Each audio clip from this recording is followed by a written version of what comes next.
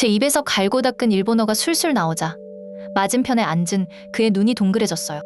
제 인생을 통틀어 가장 절박했던 6개월의 시간은 오직 이 순간만을 위한 것이었죠. 제 친구들이 저를 언어 천재라고 부르는 이유 지금부터 들려드릴게요.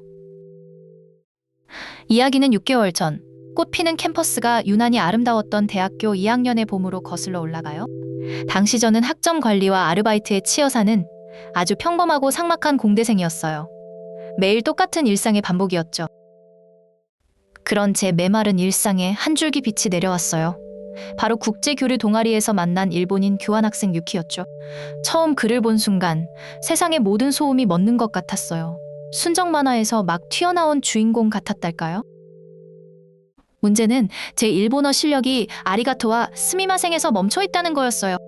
그에게 다가가 말을 걸고 싶었지만 제 입에서 나오는 건 아무 의미 없는 소리뿐이었고 결국 어색한 손짓 발짓으로 대화를 시도하다 포기하곤 했죠. 심지어 유키는 한국어를 정말 유창하게 구사했어요. 다른 동아리 친구들과 즐겁게 대화하는 그를 볼 때마다 제 마음은 새까맣게 타들어가는 것만 같았어요. 나도 유키랑 막힘없이 대화하고 싶다. 이 생각뿐이었죠. 그의 저 예쁜 미소를 나를 보며 짓게 하고 싶다는 욕심이 생겼어요. 그날로 저는 결심했죠. 그리고 곧장 서점으로 달려갔어요. 제 인생에 그렇게까지 절박하게 무언가를 원했던 적은 처음이었던 것 같아요. 심장이 마구 뛰었죠. 그때부터 제 방 책상은 완전히 일본어 관련 서적들로 점령당했어요. 두꺼운 전공책들은 책장 가장 구석진 곳으로 밀려나 먼지만 쌓여갔죠. 부모님은 제가 갑자기 일본 유학이라도 가려는 줄 아셨다고 해요. 하루에 4시간만 자면서 일본어에 매달렸어요. 매일 아침 눈을 뜨자마자 하는 일은 일본 드라마를 한 편 보는 거였어요. 배우들의 발음과 억양을 따라하며 하루를 시작했죠. 피곤했지만 가슴은 계속 두근거렸어요. 등교하는 지하철 안에서도 제 공부는 계속됐어요.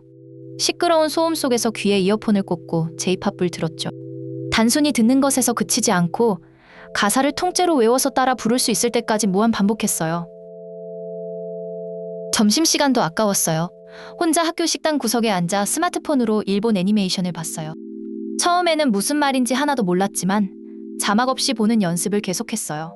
언젠가 유키와 애니메이션 이야기를 하고 싶었거든요. 심지어 집에 와서는 거울을 보며 혼자 일본어로 말하는 연습까지 했어요. 어색한 자기소개부터 시작해서 유키에게 어떤 말을 건넬지 어떤 질문을 할지 상상하며 수없이 되뇌었죠.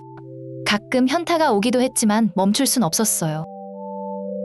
가끔 캠퍼스에서 유키와 마주칠 때면 심장이 쿵 내려앉았어요. 아직은 유창하게 말을 걸 용기가 없어서 멀리서 그의 웃는 모습을 지켜보는 것만으로 만족해야 했죠. 그의 모습은 제게 가장 강력한 동기부여가 되어주었어요. 공부하다 너무 지칠 때면 도서관 창가에 앉아 잠시 쉬었어요. 창밖으로 보이는 유키가 좋아하던 산책길을 보며 생각했죠. 조금만 더 힘내자. 곧 저 길을 함께 걸으며 일본어로 대화할 수 있을 거야. 하고 말이에요. 시간은 정말 빠르게 흘렀어요. 그렇게 미친 듯이 일본어에만 매달린 지 6개월이 지났을 때 제 일본어 실력은 저 자신도 놀랄 만큼 향상되어 있었죠. 이제는 자막 없이 드라마나 애니를 봐도 대부분 이해할 수 있을 정도였어요.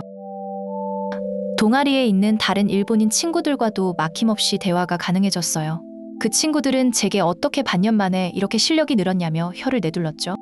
그럴 때마다 저는 유키를 슬쩍 쳐다보며 남몰래 뿌듯한 미소를 지었어요. 이제 더 이상 기다릴 수 없었어요. 드디어 때가 왔다고 생각했죠. 6개월간의 노력을 보상받을 시간이, 제 마음을 전할 시간이 온 거예요. 떨리는 손으로 휴대폰을 들어 그에게 메시지를 보냈어요. 심장이 터질 것만 같았죠. 저는 유키가 가장 좋아하던 학교 근처의 작은 카페로 그를 불러냈어요. 그가 약속 장소에 들어서는 순간 심호흡을 하며 마음을 가다듬었죠. 괜찮아. 할 수 있어. 오늘을 위해 얼마나 노력했는데 하고 스스로를 다독였어요. 드디어 그가 맞은편에 앉았고 저는 떨리는 목소리를 가다듬고 입을 열었어요. 유키, 할 말이 있어. 유창한 일본어가 제 입에서 흘러나왔어요. 유키는 늘 어눌하던 제 모습만 기억했는지 토끼처럼 눈을 동그랗게 떴죠.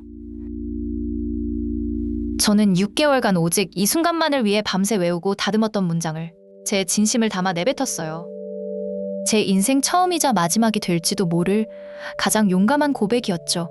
그의 대답을 기다리는 1초가 1년처럼 느껴졌어요. 제 고백의 내용은 이랬어요. 처음 봤을 때부터 좋아했다고, 그와 더 많은 이야기를 나누고 싶어서 정말 열심히 일본어를 공부했다고. 그리고 마지막으로 괜찮다면 저랑 만나주지 않겠냐고요. 이제 모든 건 그의 대답에 달렸죠. 제 고백을 들은 유키는 잠시 아무 말도 하지 않았어요. 그 짧은 침묵 동안 제 머릿속에서는 온갖 상상이 스쳐 지나갔죠. 그러더니 이내 세상에서 가장 따뜻하고 부드러운 미소를 지으며 입을 열었어요. 정말 고마워요, 소민 씨. 저 때문에 이렇게까지 노력해 주셨다니? 정말 감동받았어요. 그의 따뜻한 말에 제 심장은 터질 듯이 부풀어 올랐어요. 드디어 제 마음이 통한 걸까요? 모든 게 잘 될 것 같았죠. 하지만 저는 다음 주에 교환학생 기간이 끝나서 일본으로 돌아가요. 그 다음 이어진 말은 제 머리를 망치로 세게 한 대 내리치는 것만 같았어요. 방금 전까지 세상을 다 가진 것 같았던 기분은 순식간에 사라져버렸죠. 돌아간다고요? 다음 주에? 그럼 제 6개월은 뭐가 되는 걸까요? 그 순간 정말 아무 생각도 나지 않았어요. 멍하니 그의 얼굴만 바라보고 있었죠. 6개월의 노력이, 제 첫사랑이 이렇게 끝나는구나 싶었어요. 그런데 신기하게도 눈물은 나지 않았어요. 허탈한 마음이 컸지만 저를 위해 진심으로 감동하고 고마워하는 그의 마음이 전해졌기 때문일까요? 저는 애써 미소를 지으며 괜찮다고 말했어요. 그게 제가 할 수 있는 최선이었죠. 그렇게 제 고백은 끝이 났어요. 하지만 저희의 이야기는 끝나지 않았죠. 유키가 일본으로 돌아가기 전까지 남은 일주일 동안 저희는 그 누구보다 가까운 둘도 없는 친구처럼 함께 시간을 보냈어요. 같이 맛있는 것도 먹으러 다니고 서울의 이곳저곳을 구경시켜주기도 했어요. 그동안 일본어 실력이 부족해서 나누지 못했던 수많은 이야기를 원 없이 나눴죠. 연인은 아니었지만 그 시간은 정말 행복했어요. 드디어 유키가 떠나는 날이 되었어요. 공항에서 마지막 인사를 나누는데 왠지 모르게 후련한 기분이 들었어요. 비록 첫사랑은 실패로 끝났지만 저는 그 과정에서 정말 많은 것을 얻었으니까요. 우리는 웃으며 작별 인사를 했죠. 결과적으로 제 첫사랑은 그렇게 끝났지만 제게는 평생 써먹을 수 있는 원어민 수준의 일본어 실력과 반짝이는 추억이 남았어요. 가끔 친구들은 아직도 저를 사랑에 미친 언어 천재라고 놀리곤 한답니다. 여러분, 혹시 무언가를 절실하게 배우고 싶다면 사랑의 힘을 한번 빌려보는 건 어떨까요? 그 끝이 저처럼 조금은 웃기고 슬플지라도 분명 남는 게 있을 거예요. 효과는 제가 확실하게 보장할 수 있답니다. 여러분이라면 어떻게 하셨을까요? 저라면 한 줄 댓글로 알려주세요. 따뜻한 댓글이 다음 사연의 주인공에게 위로가 됩니다. 구독하시면 매일 새 사연을 들려드려요.